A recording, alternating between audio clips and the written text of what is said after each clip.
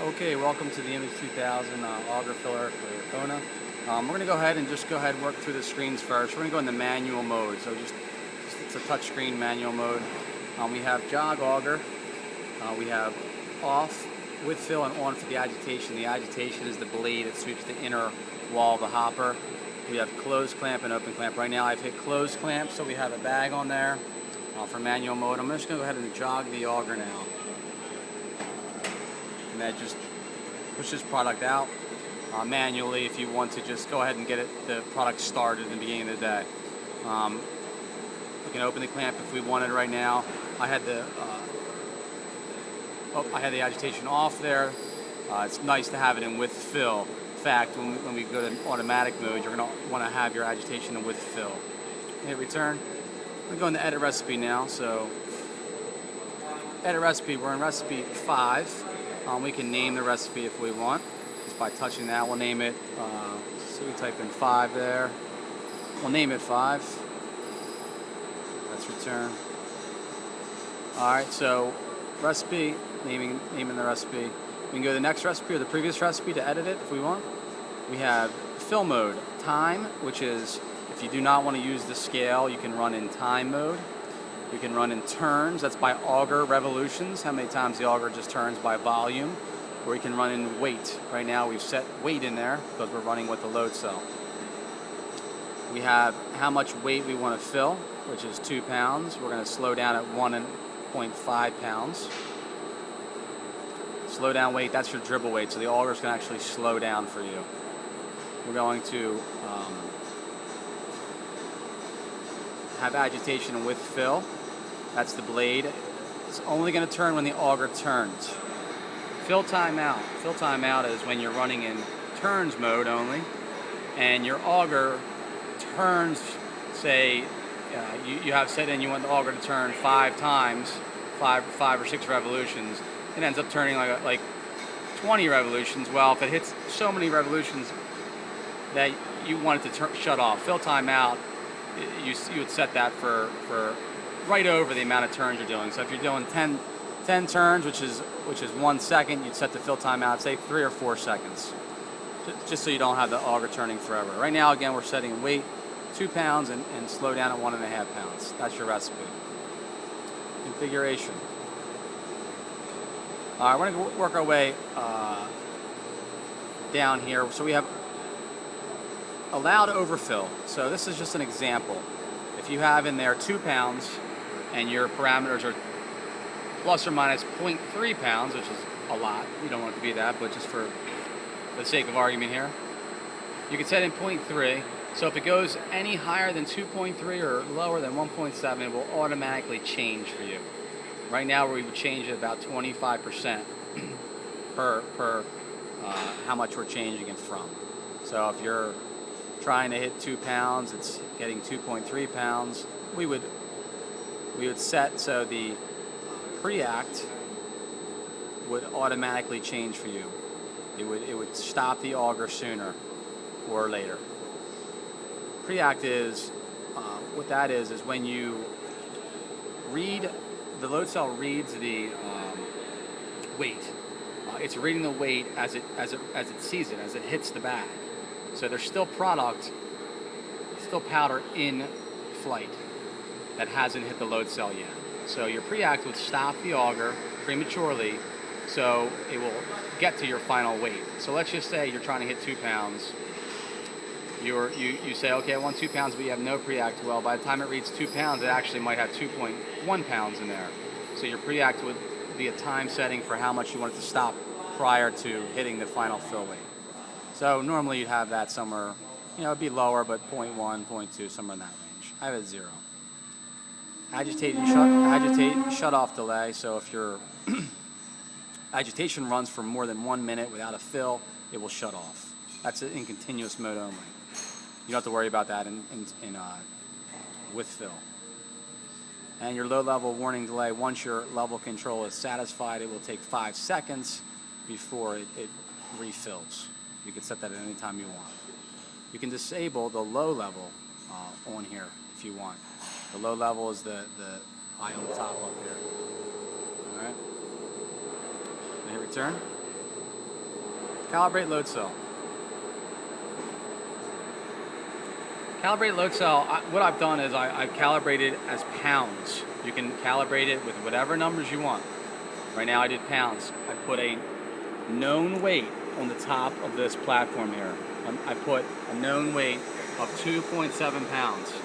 I set it on there, and well, first I did no weight, and I hit filler is empty. Then I put the 10.27 pounds on there, and I hit calibrate, okay? Then it knows that that weight is 10, whatever weight that known weight is, it's 10.27 pounds. I could have entered it in grams if I wanted. I could have entered in whatever I want. Grams or pounds is normal. Okay, clamp times 1.2 seconds. So we're going to clamp it for 1.2 seconds before we start filling. You can change that if you want. Return. Now we're going to go into automatic mode. So we're in recipe 5. Weight is 2 pounds. And we're ready to, and we already have a half a pound in there because I did the jog. So we're going to go ahead and run one for you here. In a minute. So let's go over a couple more things. So we got, this is your fill motor switch. This turns your motor on or off. This is your emergency stop button. Hit that if you have a problem. I'm going to work right around to the back here. This is your main power switch. You turn this off if you're going to work on the machine. Kills everything. It's your AC drive. This turns your auger. This is going to do your bulk and dribble. Turn your auger fast and slow. We have all kinds of stuff in the manual for that. This is your contactor and overload. We're going to go ahead and, if there's the agitation blade, this controls your blade. If it ever trips, it's not working, you can come back here and reset it. It may trip. It's like a breaker in your house. We're going to work around here. This is your fill motor in the back. This turns a 3-step pulley up top. That drives another pulley. Inside the head is a clutch brake and a motor and reducer and some chain. I'll show you that. This is your hopper with your clamps. These quick release clamps can just be taken up like this if you want to take the hopper down. This is your level control for your high level. That's what's going to talk to your screw conveyor. This is your laser level for your low level. Right now that's set for you. And coming down here is your bag clamp assembly. This is your bag clamp. These are your cylinders that push the clamp in and out. You see one of your bags are hanging up there. It has a separate frame that has height adjustment on it. The filler has its own frame that has height adjustment on it. Okay? Just like a car jack, you have a handle right here. You have the jack. What you want to do is loosen up the back over here.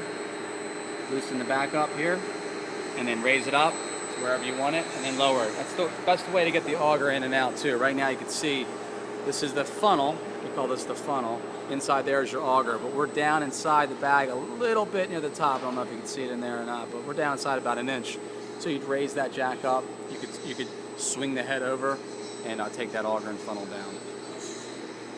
The auger and funnel come down pretty easily.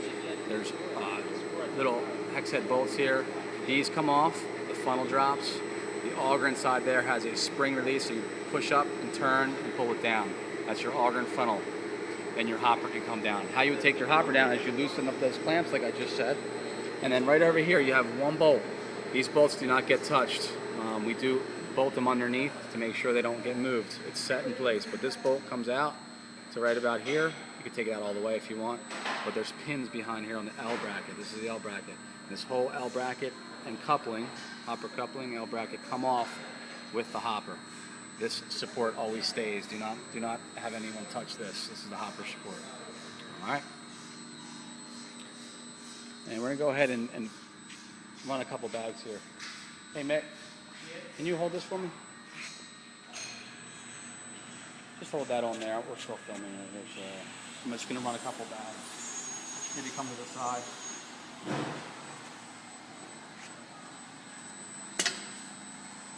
You got it in there? See, it's running fast, and then we slow down for the final weight. You want to dump that out? You can run another one here. Operator's going to pull the bag right over the clamps here. Hit the foot switch one time. They clamp, we fill, and we slow down. Once it hits the final fill weight, it shuts off. The operator hits the foot switch again, and we're done. And I'm going to go ahead and take this. I'm going to go ahead and walk it over here, guys, because we have a machine with a cover off of it. This is what's inside your head casting and what's above. I was explaining to you with the belt.